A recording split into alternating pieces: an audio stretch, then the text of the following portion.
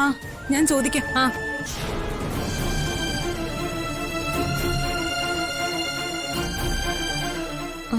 Hello അമ്മേ. അമ്മേ, അനൂപേട്ടൻ അവിടെ ഉണ്ടോ? ശരി അമ്മേ, ഞാൻ വിളിക്കാം. അനൂപ് ഇതുവരെ വീട്ടിലെത്തിയിട്ടില്ല. ഇതല്ലേ നിന്റെ അമ്മ പറഞ്ഞത്?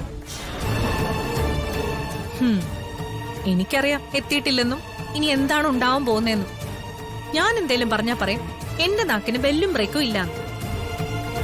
ഇതുപോലുള്ള ഓരോന്ന് കണ്ടു നിൽക്കാൻ എനിക്കിത്തിരി പ്രയാസമുണ്ട്. ജോലിക്ക് കയറിയില്ല, അപ്പോഴേക്കും 1.5 കോടിയോളം രൂപ അടിച്ചു മാറ്റി കള്ളക്കഥയും പറഞ്ഞ് എല്ലാവരെയും വിശ്വസിപ്പിച്ച് ഹവം മിടുക്കനായി. അതെ, നീ കാര്യം അറിയാതെ ഓരോന്ന് പറയല്ലേ അവന്തിക്ക്. എന്താണ് സംഭവിച്ചെന്ന് ആദ്യം അറിയട്ടെ. അതിനു മുമ്പ് നീ ഓരോന്ന് പറഞ്ഞ് അർച്ചനെ ആദ്യം വിഷമിപ്പിക്കരുതേ. നന്ദേട്ടന് അതാണ് പ്രശ്നം. എന്നാൽ എനിക്കതല്ല. 1.5 കോടിയുടെ സമാധാനം അവനെ കൊണ്ട് പറയിച്ചേ പറ്റൂ. അനൂപിന്റെ സ്ഥാനത്ത് മറ്റാരെങ്കിലും ആയിരുന്നെങ്കിൽ ഇപ്പൊ കേസ് കൊടുക്കില്ലായിരുന്നോ നമ്മള്? അപ്പോ ഇതും കേസാക്കണം. എവിടെ പോയി ഒളിച്ചാലും പിടിക്കുകയും വേണം.